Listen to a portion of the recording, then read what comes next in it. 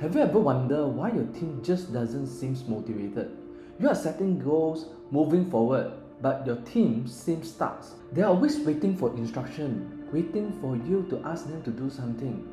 They have no initiative on what they are doing. This is often what my customer asks me. How do I keep my team motivated? Why is my team not proactive enough to do things? If you are feeling this way, don't worry, because as an entrepreneur myself, I also do face this kind of challenge. And today, I'm going to share with you what are the techniques I use to solve these challenges. Before diving into the how do I actually do it? First, you have to know what are the real reasons behind they are not feeling motivated. You got to know what is the real gist behind before we proceed into solving this. So, actually, the reason why people are not feeling motivated, this doesn't actually only apply into your employee, it's actually applied to everyone else. As a human, we are only motivated by two things. One, we want to achieve a more desirable outcome, future, and second, we want to avoid pain. So if your employee doesn't have either one, you often see them, they are unmotivated. So that's the reason why they are saying the 90s, the 2000s babies, they have no motivation on doing their work. Simple. Because compared to the 80s, 70s, 60s, they have not much challenges in their life. They are the generation that didn't go through any challenges, any hunger in their life before. These are the reason why the 90s baby are more difficult to handle, because most of them do not have any motivation, do not have a desire goal or pain in their life that cause this motivation to work. Then in this case you might asking, oh, in this way I can't hire the 90s, right? Because they have no motivation. But I want to tell the truth. You just need to find out what is the drive they really are.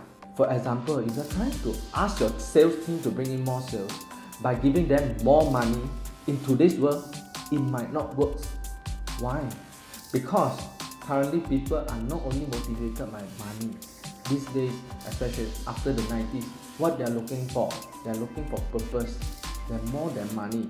This is the reason why a lot of companies, especially the SME, are unable to handle this new mindset. So to solve this, first, you need to know what is the motivation, what is the drive behind them. It might be the career growth, it might be the personal growth, or even by the purpose. So you need to find out what is the drive behind it. Second, you need to evaluate and reward their value. Besides non-financial rewards, you also need to provide financial rewards to motivate them. And when it comes to this, I've talked to a lot of entrepreneurs. I can say that not they are unwilling to share out their profits, but a lot of entrepreneurs, they have no idea how to evaluate the value of their employee. It's very easy to evaluate the sales team, right? How much sales they are bringing in. But if your company have a driver, if your company has a HR, how do you actually value them? Because you have no idea of how to evaluate their value, that's the reason why you have no idea of how to distribute your profit.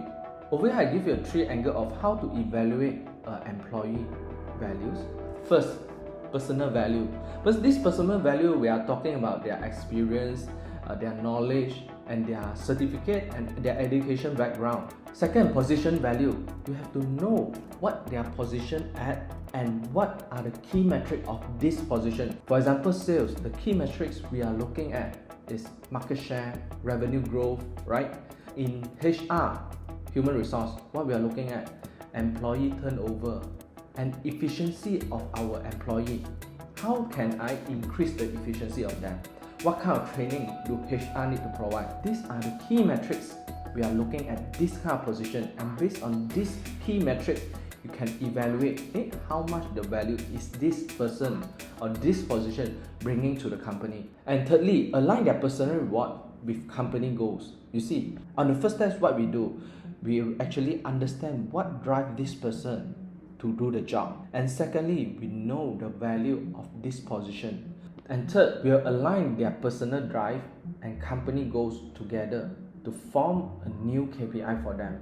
For example, the production team achieve what company set for him. In this case, lower defect rate. Once he achieve, then we can give them what they want. And in this case, might be career growth, might be monetary rewards.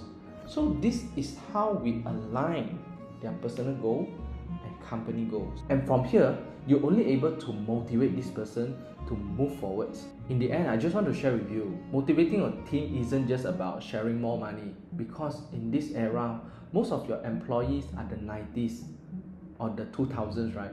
And they are not solely motivated by money.